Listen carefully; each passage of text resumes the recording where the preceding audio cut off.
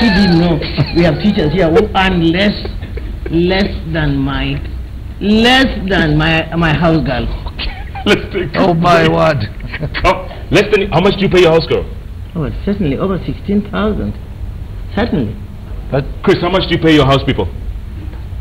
The lowest paid. They are not public servants. Their salaries are not in public domain. After meeting all those world bodies and all those world people and sorting. Hapa nyumbani. Home is where we need him now. Let him come. He's a good guy. Let him. If Chris himself is not a poor man himself, the president is not poor. Yeah? And a few rich people like you, Jeff. What?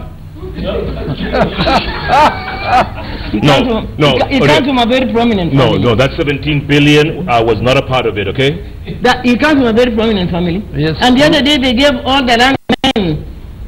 They gave it the sons. I didn't hear daughters coming in anyway. Did you see my name there? But you're one of the sons. Did you see my name there? He was one of the Koinanges. He's one of. Don't worry.